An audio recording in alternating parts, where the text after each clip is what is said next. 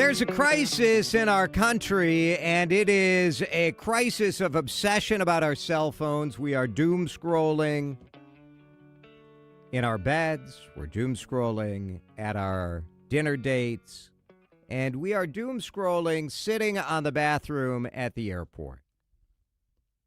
Marty sent me a post on X this morning. And it's as disgusting as it is insightful. He writes, what is a reasonable period for a sit-down BM in a public restroom? Waiting 10 minutes for an open stall at MSP Airport seems excessive, with doom scrolling likely the primary culprit.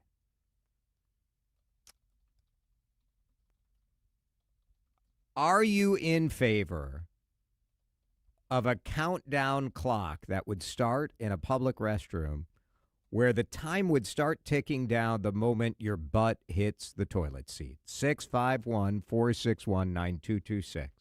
And how much time do you put on the clock? How much time is it appropriate for you to take a seat in a public restroom? Because this is a finite resource, right? We've all been there. We've all been there waiting. You're like, what the heck, man? The worst. Now, the airport is one thing, because at least at the airport, there are a lot of toilets. You know what I mean? What about at the restaurant? There are a number of restaurants in the Twin Cities that just have like a one-seater, like a one bathroom, one throne. And in that scenario, if someone's in there on their phone,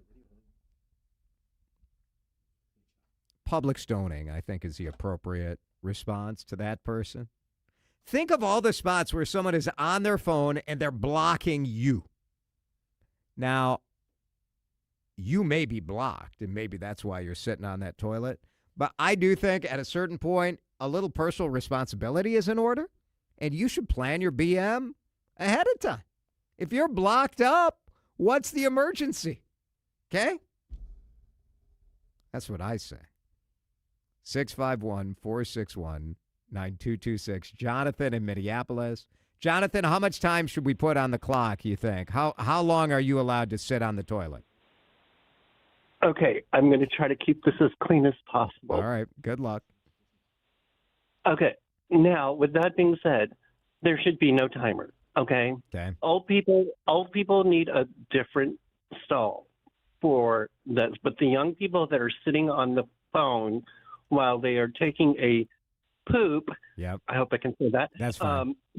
Should not be doing that. First off, I don't poop or anything on the bathroom. That's disgusting. Don't talk to me while you're on the phone, while you're in the bathroom. I don't need to hear it. I don't need to see it. No. What is wrong with this country? This is disgusting. No, stop doing that. Well, I'm not making calls in there, Jonathan, but, I might want to, read a long-form article and, the Star Tribune. If it takes you that long to take a poop, you might need to go see a doctor, because if it's 15 minutes or longer, I just bang on the door. I've now gone into the old guy mode where I say what I want, and I do not care. Jonathan, before we hang up on you, could you just say poop one more time? Jason DeRush's show is nothing but a bunch of poop. Outstanding. Very good. I think Jonathan is too forgiving. 15 minutes is too long. It's too long. Rick is in St. Paul. Rick, how long should we put on the clock? Because if you're in there for more than 6 or 7 minutes, odds are very good you're on the phone. I agree with you, but I don't know how you put time on a toilet seat and get somebody to hurry up and get out of there. But Ejector. I can't imagine anybody. A spring-loaded seat. Once you go down to 0, it goes and just it shoots you off the seat. Yeah, well, that would be good. I think first of all, I feel bad for anybody that and you hear it once in a while. Even I was in the grocery store not too long ago, and somebody's in the bathroom talking on their phone while they're sitting in there. I mean, Ridiculous. This isn't rest period. Go in there and do what you need to do, and get out of there and talk to your on your phone in a more appropriate place. Yes, totally agree. You know. I just think it's selfish. Like, people don't realize how rude it is because you're just it's very rude. I think it's really rude. Thanks, Yeah, Rick. for sure. Appreciate it. I learned this lesson the hard way. Oh, pardon? This is years and years ago. I will go into a public restroom. There's 2 stalls: regular stall, handicap stall. Somebody's in the regular stall, so I go to the handicap stall. Okay. I'm, but I'm on the phone. I'm being a bad public restroom user. And when I finally am finished and I'm going to exit the restroom stall, here's now a guy in a wheelchair sitting outside the handicap stall looking at me like, really? Really? and I got nothing, because at this point the person in the other stall had left. So it looks like I'm now occupying this handicap stall. And just because What a monster. You just wanted some room. I wanted some room. I want to spread out. I don't blame him for thinking that, given the circumstance. I like the handicap stall. But I felt so bad because I made this poor guy sit and wait. And it wasn't because I was, conducting the usual business. I was on the phone, goofing around, not paying attention. Yeah. And so now I'm very hyper aware when I go into a bathroom. First of all, to make sure the only reason I would ever use a handicap stall is there just isn't any other business. And I need to use it like right now, or there's going to be a problem. And then if I do, or if I'm in any stall, it's get the business done. I mean, I may break out the phone, but it's get the business done, get out. I'm not. Sometimes I get distracted, and sometimes, I'm not going to lie, there have been times in my life where, you go in that bathroom, it's like you've escaped your house. Yeah. Like, whatever the kids are doing to annoy you. I mean, how many people call that the reading room? Lots of people. I used to read Popular Mechanic. Oh, yeah. Consumer Reports. My dad always had Consumer Reports. My mom had romance novels. Honestly, everybody had a magazine rack in the bathroom absolutely. when I was growing up. That was Family just Circle. part of the bit. All the good stuff. Texters say the restrooms are way too nice. They should be more like Amsterdam, where they're a little nasty and you don't want to dawdle on the pot. It depends on which restroom you're in. There's plenty that are nasty around here. I think that's right. The smartphone is, I don't know exactly what that means. Sinks, urinals, commodes, those are installed by the plumbers. So you can only have things that are installed by the plumbers in the restroom, not smartphones. With a timer involved, I'll spend less time at the exit looking pretty with the "my husband's taking a crap" look on my face. You see that at the airport all the time. Yes. You see that all the time. Yeah, you Another do. texter says 4 minutes, 33 seconds is long enough. Oh, I don't know. There are times. I don't know. Another texter says, "Here's my solution. I don't go number 2 except at home." I think that's I mean, that's ideal.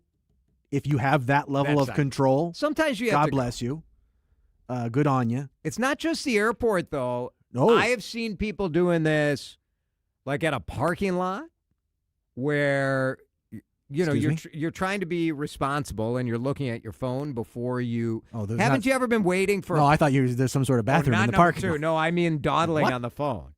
I just think people are dawdling on the phone everywhere, and it's so selfish. Yeah, it is. You're trying to get a parking spot. You're trying to get to a coffee shop, and someone's there, and it's like, here's my 40 minutes on Facebook. This goes back to my rant that I've done 1,000 different times on our lack of spatial awareness in this culture.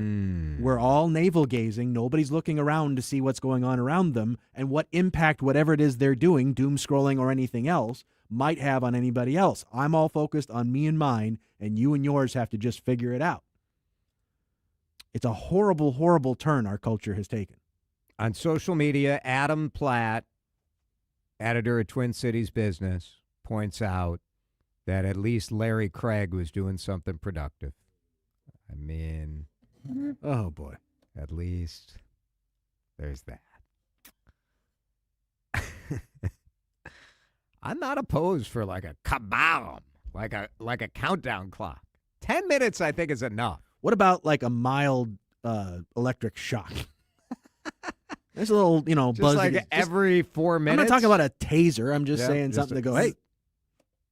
Get off the phone. Zzz. I'm not opposed. Drive time back in just a minute. You're listening to Drive Time with DeRusha on News Talk 830 WCCO. Dan, you're never going to guess what we're having for dinner in St. Paul tonight. Some kind of pork product? You got it. You got it. Jason here for the Minnesota Pork Board, our 3,000 family farmers in Minnesota. My mouth is watering right now thinking about it. Bone-in pork chops. Oh, baby. Picked it up fresh at the meat counter in St. Paul at a local grocery store yesterday. Been sitting in the refrigerator, seasoned up. Simple. I like to keep it simple. But it's going to be delicious. Oh, my goodness. Can't wait. Should I fire up the grill tonight? It's a little cold outside, but it's a little windy. It's a gas grill. I don't know. We'll see. We'll see how we do it. So many options. If you go to the website, tastewhatporkcando.com, you can find all sorts of recipe inspiration. No doubt that, oh, man, you look at all the different options, all the different ways you can cook. You can filter it by cut, by meal type, by cooking method, whatever the case may be. Pork can do just about anything. So many different flavors, so much inspiration. Easy, high protein, affordable. Get to the grocery store. Get to the butcher shop. Let's have Minnesota pork for dinner tonight.